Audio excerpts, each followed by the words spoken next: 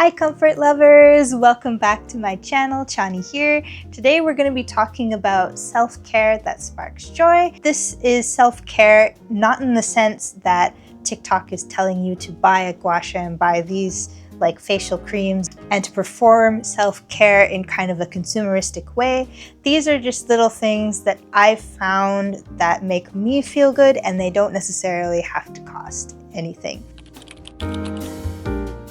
The first way that you can implement self-care, especially if you are a maximalist like myself, and that is to allow your interests to influence your home decor.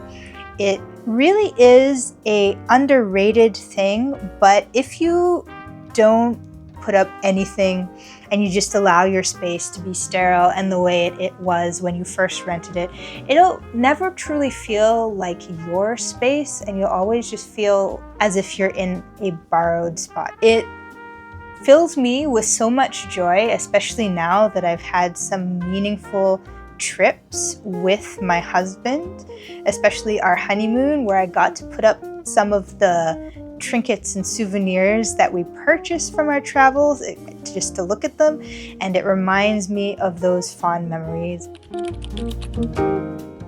This next one is also a really simple and affordable way of giving yourself self-care, and that is to make a concerted effort to actually block out times for your interests, because once you do, you're going to feel such a sense of achievement, and it also allows for a prescribed decompression time from the stresses of everyday life.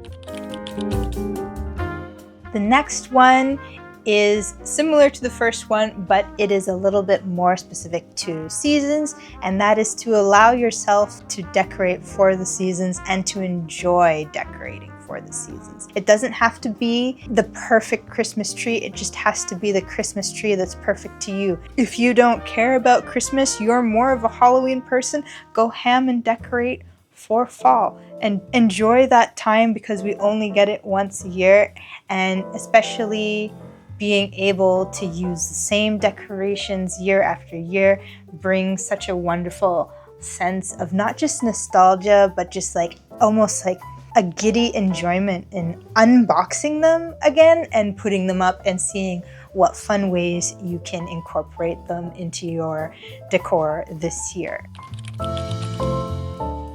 The next one is definitely one that I have noticed I really need, but my being fights against it so intensely, and that is to have a tidy space.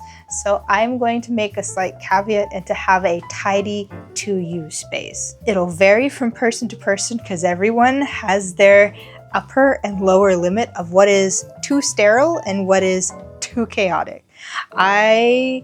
I like to be, I think, more here in the more like organized kind of like maximalist aesthetic, where if it's too minimalist, I would actually feel stressed. But at the same time, my personality likes to actually exist here. So if I can get it into the middle, I feel so much happier.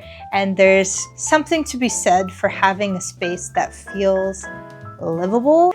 And if you're feeling like you're really down and really anxious and really stressed, but you also notice that that pile of laundry has just been sitting there and it's been staring at you all week, maybe just get it done and get it tidied and put away. You will feel so much better.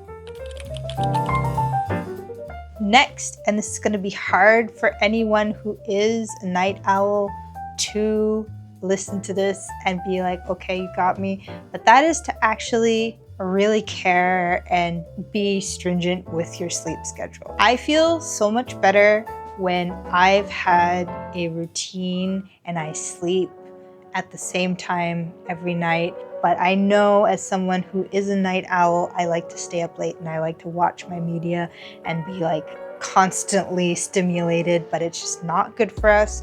And to just turn off all of the devices. When you have a sleep schedule that you're serious about and you stick to, you will feel so much better.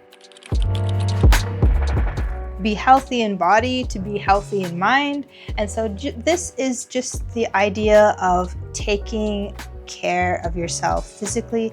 It'll make you have more pride in yourself, because usually when we're down and we're depressed and having a hard time of it, we feel like we're not worth taking care of. But to really ensure and to remember to take care of yourself, and just to know that you are worth taking care of, and you are worth ensuring that your body is healthy. The next one can be applied to sleeping spaces as well, but I want to focus on keeping workspace and life space separate. And I mean that not just like mentally separate, but like spatially separate as well. Whenever you have a space that's used for more than one thing, it kind of isn't really great for your brain. Let's say you have like this couch is also my bed and the TV is right there.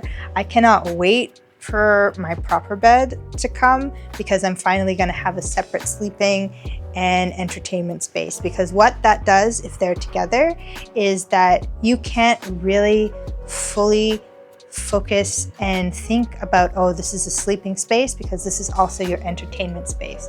So it kind of screws with your ability to relax and settle down. And the same is kind of true for workspace and enjoyment space, because if you are working in the same room that you play games, are you really going to be working and focusing? And then vice versa, are you really going to be enjoying those games? No. So if you have work to get done, is to try and get it done in one specific designated spot. If you need to go out, if you work from home and go to a cafe to work there, go there and then come back. Next is to ensure that you're making time for family and friends. We as humans are social creatures, and our networks and our connections are so important, and you will feel so much better once you've taken some time to see some friends that you haven't gotten to see in a while, and to catch up and socialize. Go for walks or stuff that doesn't cost anything, just catching up and chatting.